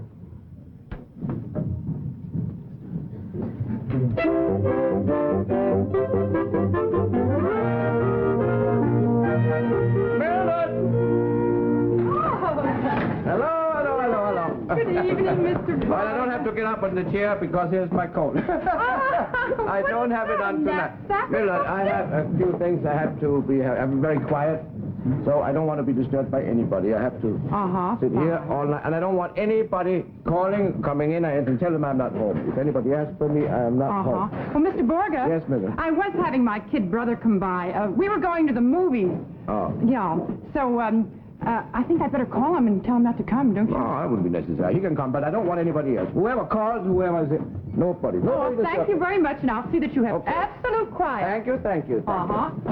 Well, I have a kind of a problem. I have to make a few notes here. See, I'm going to write a book. I have a contract with the publisher. They're going to publish a book about my life, and I don't know where to begin. I have to make a few notes. This is very exciting, you know. And I never know where to begin. Next week, they're coming over to interview me here, but I have to make some... Should I begin, for instance, when I was a little child, or should I... Maybe I should begin when... Bless you. Maybe I should begin... Maybe I should begin that my parents weren't able to get a name for me. You know, they finally threw in a bunch of little names on papers, little paper sticks into a hat. And then about 6 months later, they picked a name, and for 6 months they called me nothing but 6 and 7 A's Borge. No, that's no good to begin with. That's out. Maybe I should begin with my parents, who never had a babysitter. We had a dog, you know, a little dog, a dachshund. The only trouble with that dog was that not having any babysitter, every time my parents came home, they found me buried in the garden. No, that's no good either. That was a cute dog, by the way. You know, that dog weighed about 145 pounds. It was a dachshund. He wasn't very fat, but was that dog long? Maybe I should talk about my childhood on a farm. My father had a farm. We had a 200-acre farm. Until one day our neighbor put up a fence. Now we have only 20 acres, but that's not so good. No, I think... Maybe I should begin... Well, once I met a young lady. And you know, in those days, these young ladies weren't easy. She had a boyfriend, and he was very much in love with her. And so was I. So nothing could be done by... A duel had to be fought. So while they were dueling, I left for America. But, no, that won't do either. Maybe I should start with my first concert. I remember I was about 10 years old. And 2 years later, I was 12. But there... I remember I had just finished my... This is it. I had just finished my first number. I think it was Chopin's movement from his symphony, from his concerto in Copenhagen. I just finished that, and I can just see it now. The light is dimmed, and the audience rushes back into the orchestra hall because nobody wants to miss the intermission. And everybody was screaming, bravo, bravo, bravo, because Bravo was a much better pianist than I was. But this might not be so flattering, you know. Maybe I should begin when I went to movies. You see, when I came to America about 10 years ago, 1, 2, 3, 4, 5, yeah, in 10 years ago, 10 years, in 2 months it'll be exactly 10 years and 2 months ago. Yeah, and I couldn't speak one word of English when I came over here, so in order to learn it, I went to movies. That's it. I remember the first movie I saw, first I bought tickets and tickets and tickets, because every time I showed them to a fellow at the door, he took them away from me and tore them up, so I had to go back. I finally got wise to him and sneaked in. Then I saw a movie, and I think it was a Humphrey Bogart picture, and that was the first English I ever heard. And I saw that picture over and over and over again, I think for about maybe 8 times. I said day and night and day and night and day and night. And when the picture was over, I walked out. I tried my English I had just learned here. And, well, I saw a young lady, she was walking by, and I said, "Hi, babe." She must have seen the same picture because she said, "Scram bum." No, I don't think that is it. You know, it is not easy to write a story about your life. But, oh my goodness.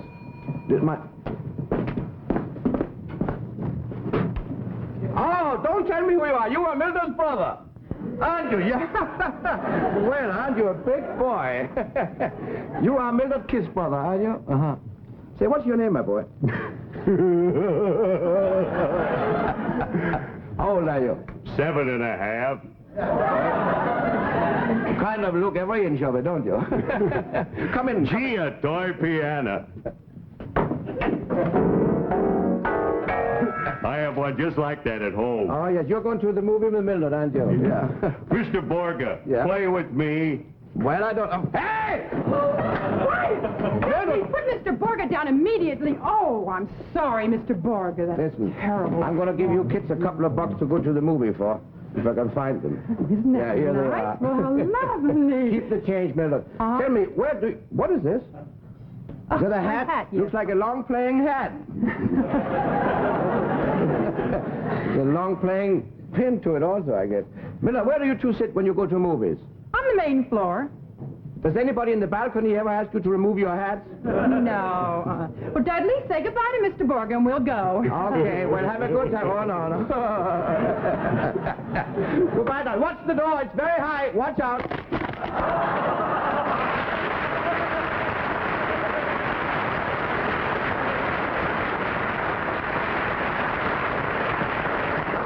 Well,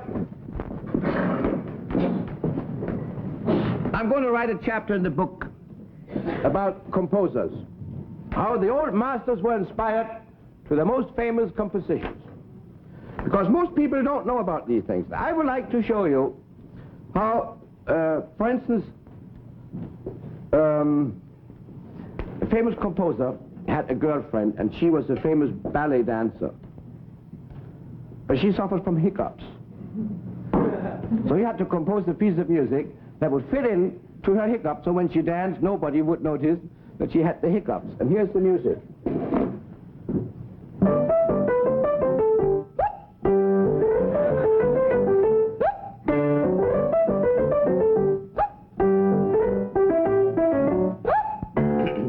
Well, another famous composer was Beethoven. He had just hired a new housekeeper, and he had never seen her before. So the first day she showed up, she came in and she started dusting off in his apartment, and he saw her for the first time. That inspired him to the Minuet in G, and I will show you how.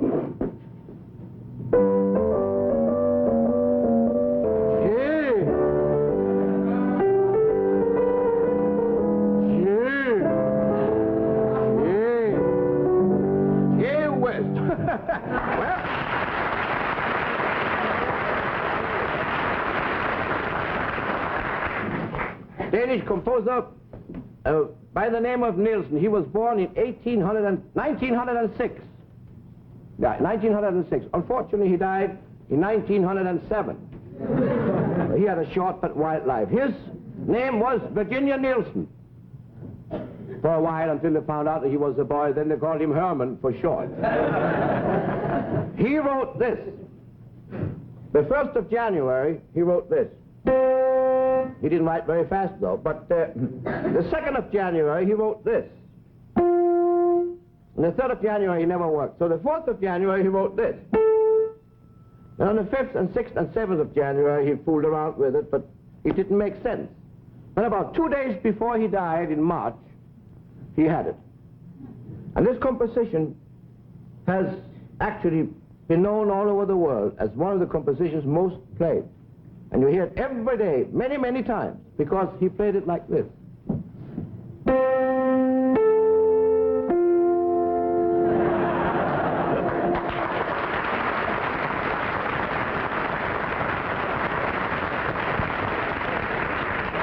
His brother composed another little number, and all he did was this.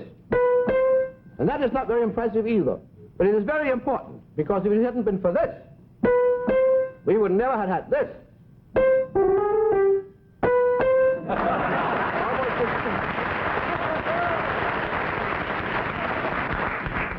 Johann Strauss was eating cherries, and when he spit out the pits, he got the inspiration for the Blue Danube.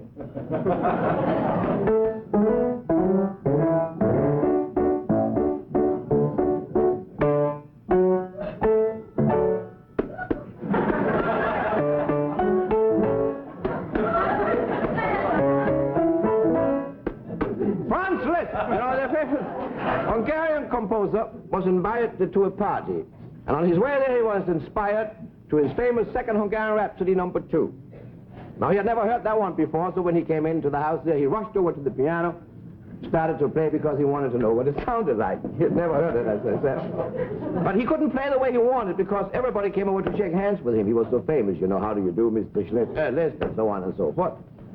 And that's why he had to make so many pauses in the beginning of this Hungarian Rhapsody. Went like this. Well, how do you do? Well, how do you do?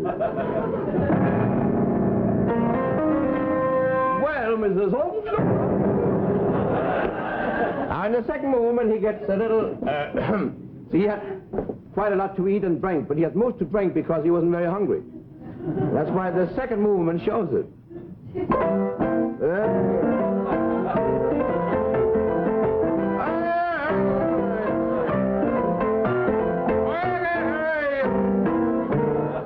Finally takes sick in the third movement.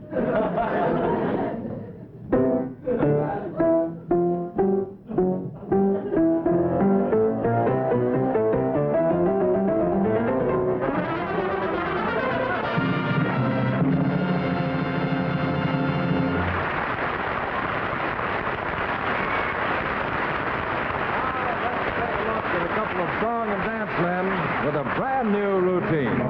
Before you say shredded wheat, Kellogg shredded wheat fits the bowl so neat.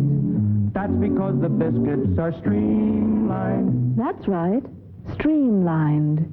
Kellogg shredded wheat biscuits are streamlined to fit the bowl perfectly without breaking. That means no spilled milk, no waste, and no messy crumbs. You can have 2 biscuits or just 1. And there's no mistaking that good, nut-sweet flavor. One taste tells you it's Kellogg shredded wheat. Toasted just right. 100% whole wheat. And here's another fact. Every box is packed with 3 extra biscuits. What a treat.